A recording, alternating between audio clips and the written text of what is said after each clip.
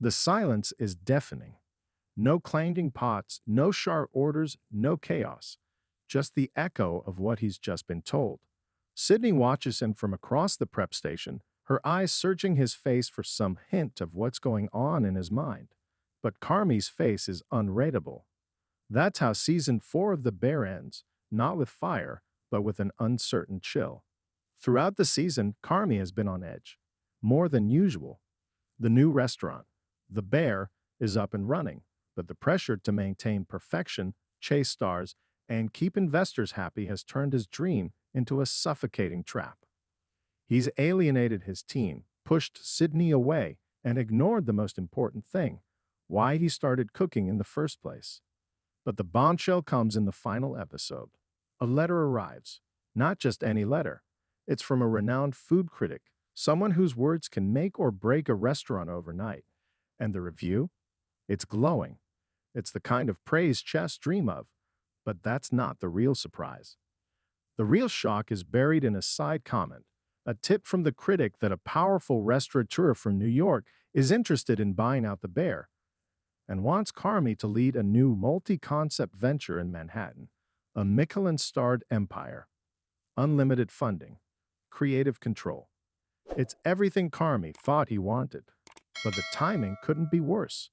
The restaurant is already teetering. Sydney is on the verge of quitting. Richie is barely holding himself together after his daughter's school incident. Tina has been quietly picking up the slack, but even she's reaching her breaking point. And Marcus is still grieving. Carmy's been offered a lifeboat, but does he leave the ship before it fully sets sail? Let's rewind. Season 4 pushed each character into deeper waters. Sydney took more control of the kitchen, trying to protect the integrity of the menu while Carmy spiraled into obsessive tweaks. Her quiet strength has been the backbone of the kitchen, but she's tired of being second-guessed. When Carmy misses their pitch meeting with a major investor, it's the final straw. Their partnership is fraying thread by thread.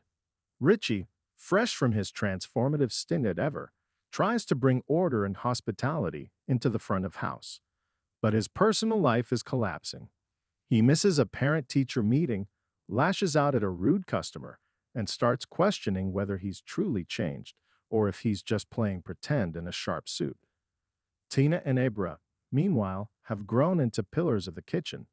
Abra's quiet old-school pride clashes with the new rules, but Tina becomes a surprising bridge, mentoring the younger chefs, holding space for Marcus, and reminding Carmy of his roots. Marcus. His arc is the most quietly devastating. After losing his mother, he throws himself into pastry, perfecting new creations with an intensity that borders on self-destruction.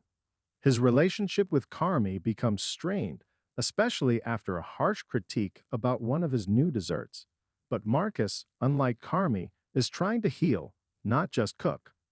So by the time Carmy receives the offer from New York, he's already in a whirlwind.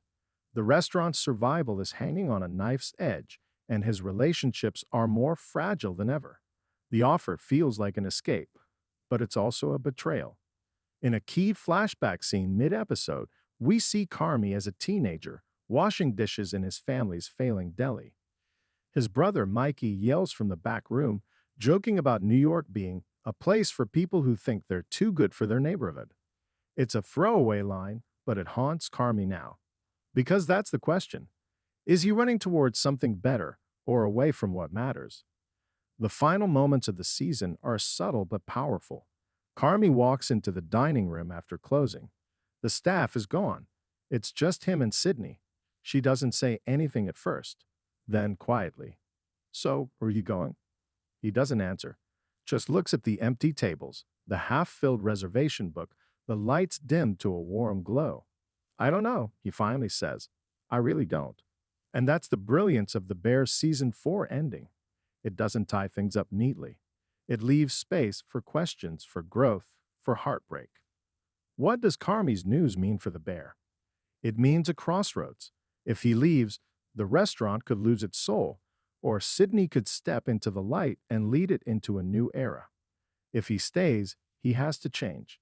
He can't micromanage, can't shut people out, can't chase perfection at the cost of his humanity. It also means the bear is no longer about food. Not really. It's about people. Broken people. Trying to build something whole. Trying to create meaning from mess. The New York offer is temptation, prestige, safety, but it's also loneliness. Carmy's already lost too much in pursuit of greatness. His brother, his relationships, his peace. So the real question isn't will he go?